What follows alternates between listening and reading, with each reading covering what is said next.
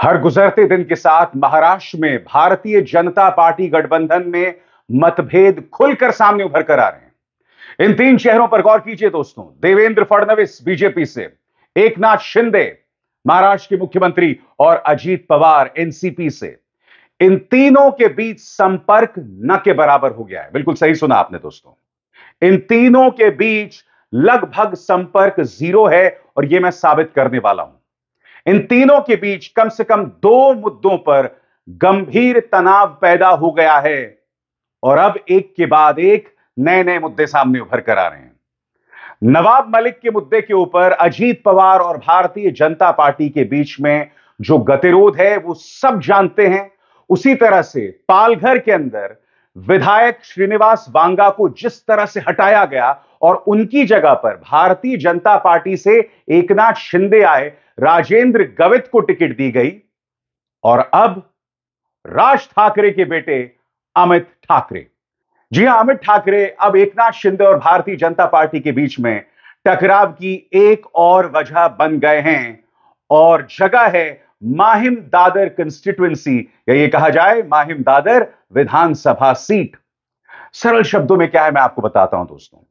Bharatiya Janata party चाहती है कि राज ठाकरे के बेटे अमित ठाकरे को माहिम दादर कंस्टिट्यूएंसी से टिकट मिले, वो वहां से चुनाव लड़ें और जीत जाएं। इसको लेकर मुख्यमंत्री एकनाथ शिंदे के घर में तीन लोगों की बैठक होती है।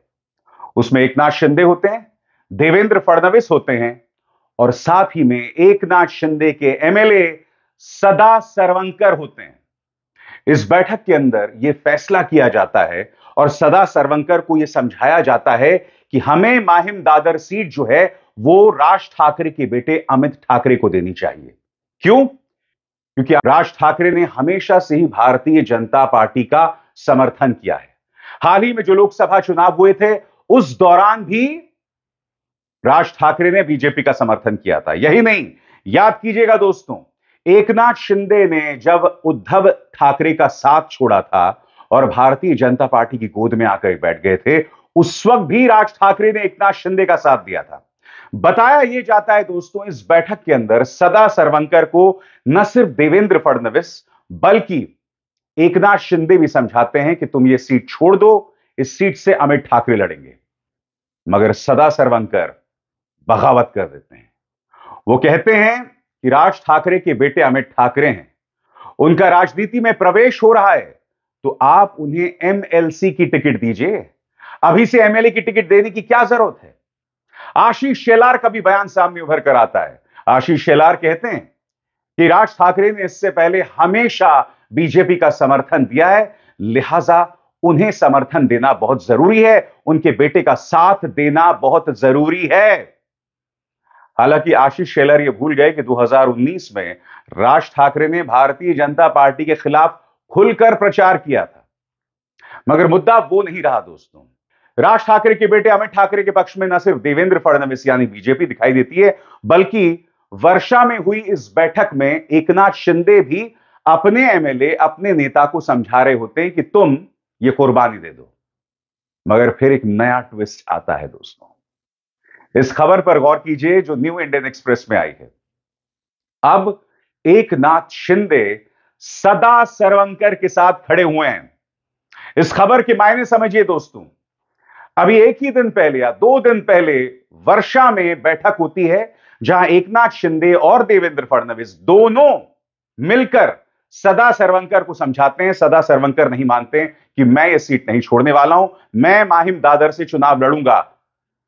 मगर उसके एक ही दिन बाद एकनाथ शिंदे अपने नेता सदा सरवंकर के साथ खड़े हुए हैं।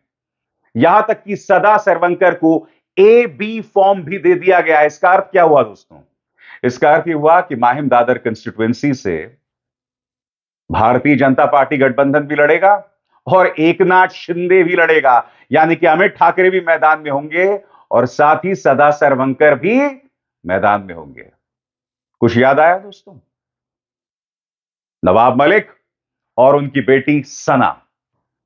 नवाब मलिक, जिन पर भारतीय जनता पार्टी लगातार आरोप लगाती रही है कि उनके दाऊद इब्राहिम के साथ ताल्लुकात हैं, वो अजीत पवार के पास जाते हैं और अजीत पवार उन्हें मानखुर्द से चुनाव लड़वाते हैं। बात वहां नहीं रुकती, उनकी बेटी अणुशक्ति नगर से चुनाव लड़ती है।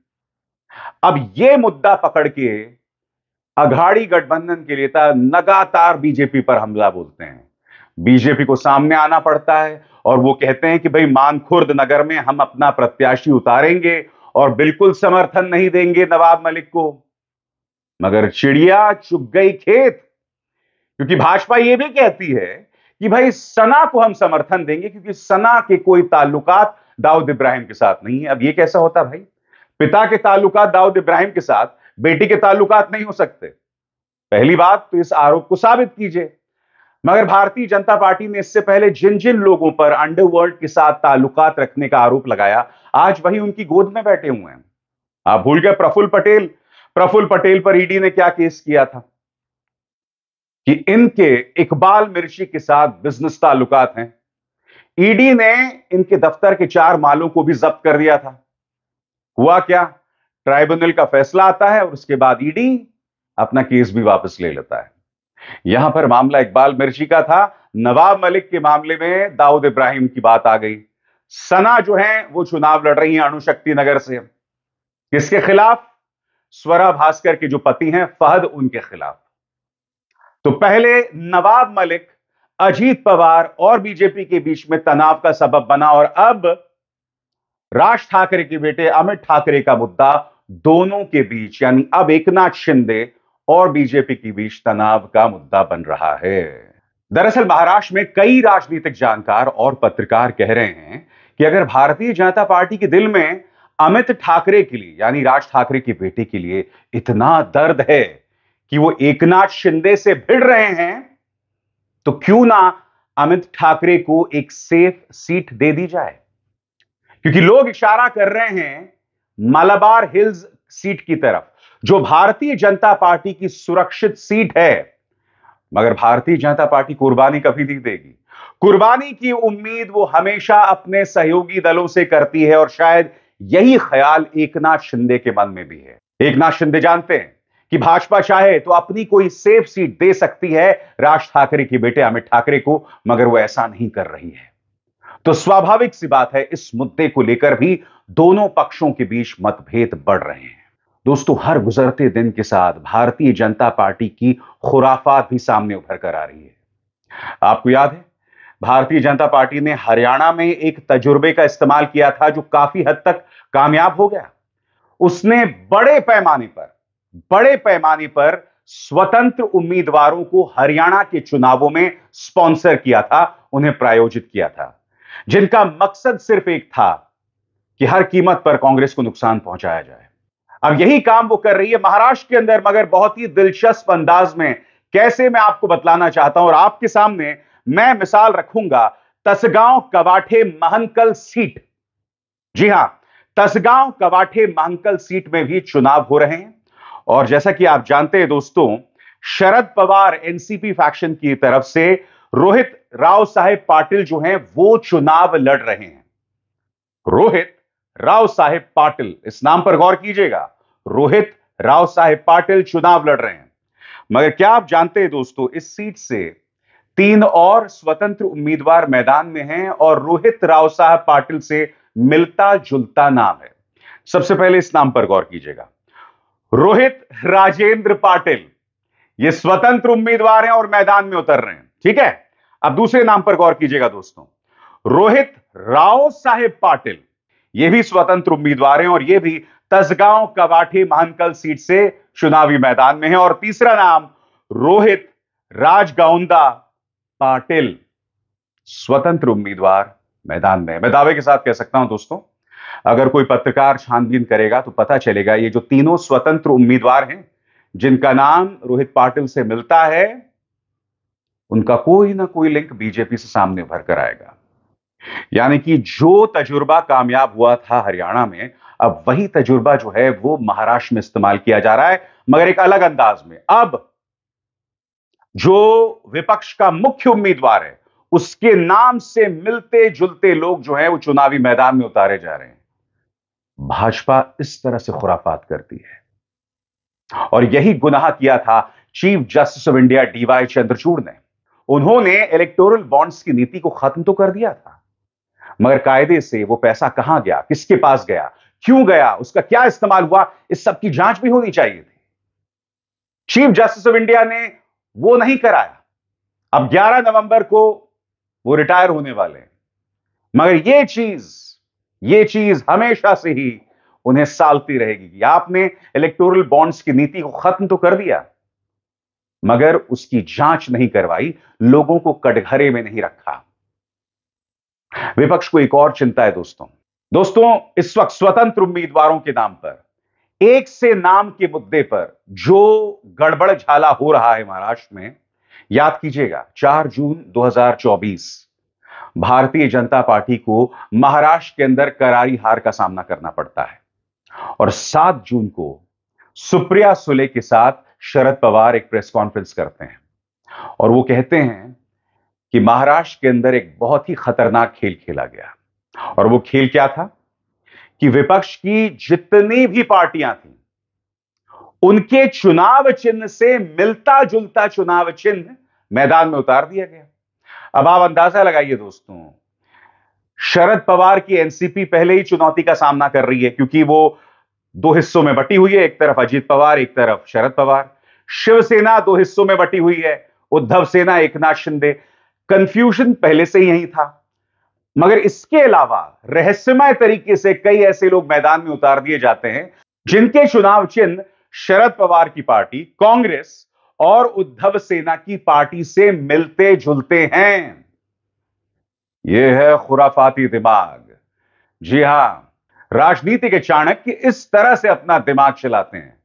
हालांकि एक बात सच है दोस्तों, इस तरह की खुराफात तभी संभव है जब आपकी जेब में अथाह पैसा हो, जिसकी जांच सुप्रीम कोर्ट ने नहीं करवाई, जो कितनी बड़ी त्रासदी है दोस्तों। और अभी तो यह चुनाव गर्म हो रहा है दोस्तों, आने वाले दिनों में और भी ऐसी खबरें सामने उभर कर आने वाली हैं। और ऐसा नहीं है दोस्तों कि अघाड़ी में ऐसा नहीं होगा।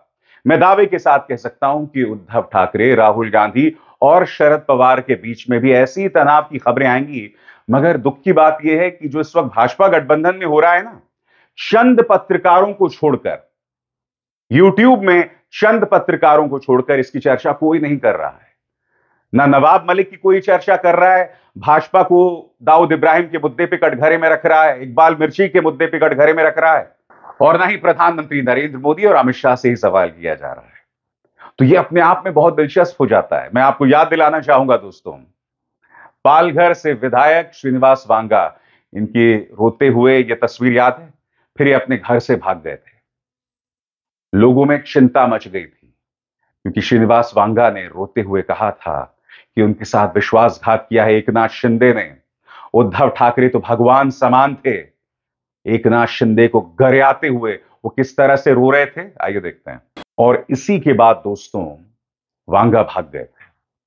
अब यह पता चला है कि 31 की सुबह, यानी दिवाली की सुबह, वो अपने घर लौट आए हैं, मगर घाव जबरदस्त लगा है दोस्तों।